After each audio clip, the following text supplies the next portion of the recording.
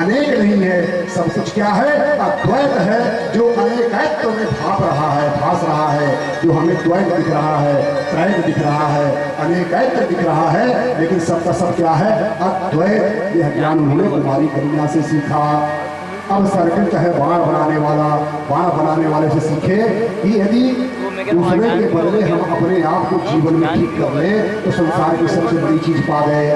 बाण बनाने वाला जब बाण बनाता है, राजा की सवारी जा रही है लेकिन उसको कुछ नहीं दिखता है, इतना एकाग्र है, तो इतना एकाग्र हो गया है। इसी प्रकार से उन्होंने सीखा कि जीवन में थोड़ा भी वैराग दिया जाए तो मन को एकाग्र किया जा सकता है, क्योंकि एकाग्रता तब आती है जब वैराग्यता आती है। अगला उनका गुरु है सर्प। सर्प एक बिल में कभी नहीं रहता, ध्यान रखिए। सर्प एक बिल में कभी नहीं रहता है, वो बिल बदलता रहता है, वो बिल बदलता रहता है। आज इस बिल में, कल उस बिल में।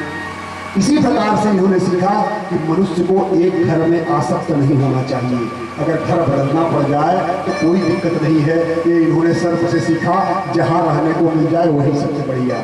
कि एक घर में ऐसे आसक्त हुए कि कहीं जाना पड़ रहा है तो पता चला कि हम घर ही नहीं छोड़ पाएंगे, तो सर्प से सीखा कि कोई घर गृहस्थी से नहीं, जहाँ रहने को मिल जाए वही सबसे बढ़िया।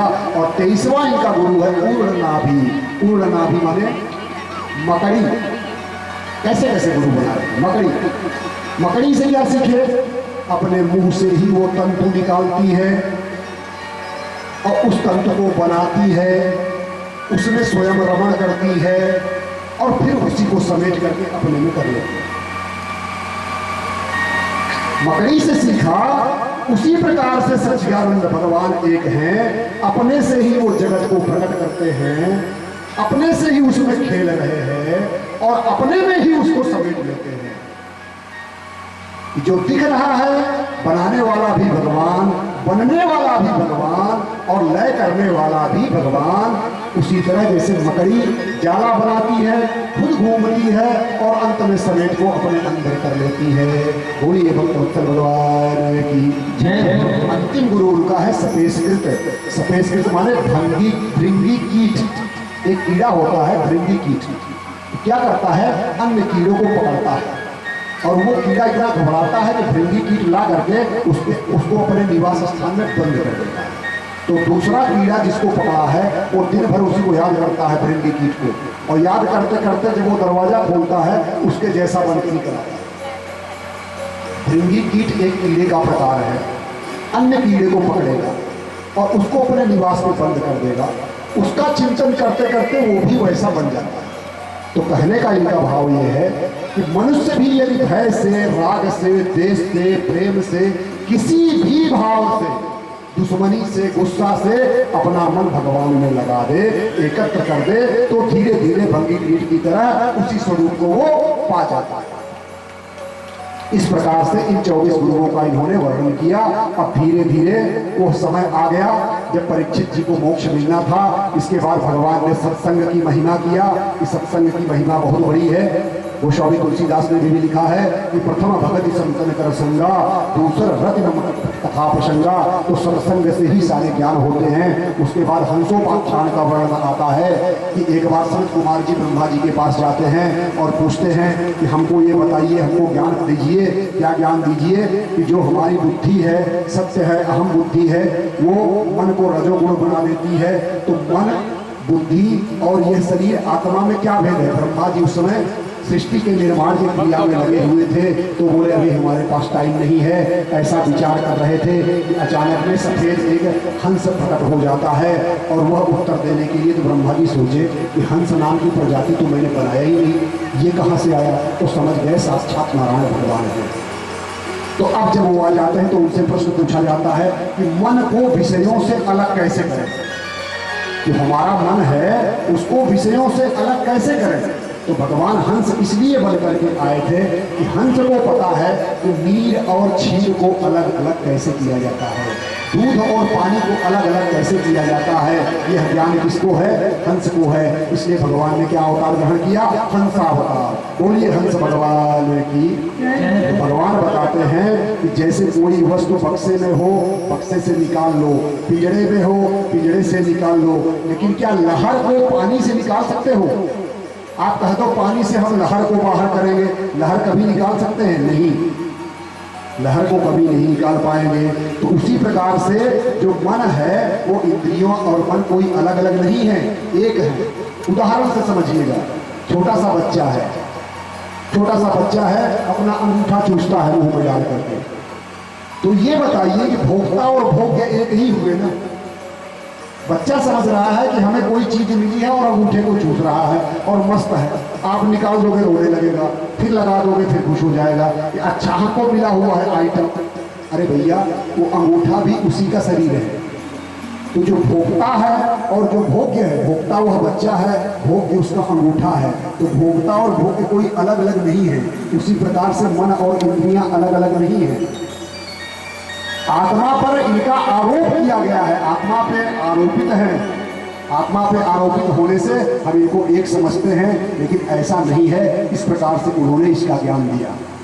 अब धर्म की परिभाषा बता रहे हैं भगवान कि जिसमें मेरी धर्म भक्ति उत्पन्न हो वही धर्म है। ज्ञान के बारे में बता रहे हैं कि एक आत्मा व्याप्त है, उस एक ही आत्मा को सब में देखना यही ज्ञान है। और उसके बाद बता रहे हैं कि गुणेषु असंग वैराग्यम, प्रकृति के गुणों से असंगता ही वैराग्य कहलाती है। प्रकृति के जो गुण है ना, यही हमें आपको बदलते हैं, जिसको हम लोग अंग्रेजी में कहते हैं मूड, MOOD मूड। या मेरा मूड नहीं, इसके गुण है। सत्व रजस तमस 3 गुण होते हैं। इन्हीं गुणों के आने को हम लोग मूड कहते हैं। या मूड खराब, मूड बन के व्यक्ति मूड हो जाता है और मूर्ख हो जाता है। दुख सुख के बारे में बताते हैं कि दुख सुख क्या है? दुखम काम सुखापेक्षा पंडितों बंध मोक्षवित। विषयों से सुख की अपेक्षा करना दुख है। विषयों से हम सुख की कामना करें, यही सबसे बड़ा दुख है। दरिद्र कौन है? तो बोला गया है दरिद्रो असंतुष्ट, जो व्यक्ति असंतुष्ट है वही गरीब है। और ईश्वर कौन है उसकी परिभाषा बता। इस सारे ज्ञान को बोला जाता है उद्धव गीता। तो ईश्वर की परिभाषा क्या है? तो प्रकृति के गुणों से नितांत अनासक्त। जैसे हम लोग क्या है? आसक्त हैं प्रकृति के गुणों से। 3 गुण है प्रकृति में, सत्व रजस तमस, हम लोग उसमें आसक्त हैं। तो प्रकृति के गुणों में जो अनासक्त रहता है वही समर्थ है, वही समर्थशाली पुरुष है, उसी को कहते हैं ईश्वर। दूसरे अर्थ में जो वैराग्यवान पुरुष है वह ईश्वर कहलाता है। और जो गुणों में आसक्त है वह जीव कहलाता है। जो गुणों में आसक्त है वो जीव, जो गुणों में अनासक्त है वो ईश्वर। अब बोले गुण दोष क्या है? तो दूसरों में गुण या दोष देखना ही सबसे बड़ा दोष है, और दूसरों में गुण दोष न देखना ही सबसे बड़ा गुण है। इस प्रकार से बताते बताते 7वां दिन जब हो गया तो परीक्षित से पूछते हैं। भिक्षु गीत का वर्णन आता है। एक बहुत धनवान व्यक्ति था, धन को संग्रह किया था, अचानक उसको वैराग्य हो जाता है। तो उसके ऊपर जो वृत्तांत लिखा गया उसका नाम है भिक्षु गीत। फिर ऐल गीत का वर्णन आता है, राजा पुरुरवा और उर्वशी का, उसको वृत्तांत को बोला जाता है ऐल गीत। ऐसे करते करते श्री सुखदेव जी पूछते हैं परीक्षित महाराज से कि अब ये बताइए, अब और आपका क्या जानने की इच्छा है? जो कुछ जानना हो उसको आप पूछ लीजिए। और यदि आप चाहते हो कि आपकी उम्र को मैं बढ़ा दूं तो मेरे पास वो शक्ति है कि जब तक चाहूंगा तक्षक नाग आकर के आपको दंश नहीं करेगा।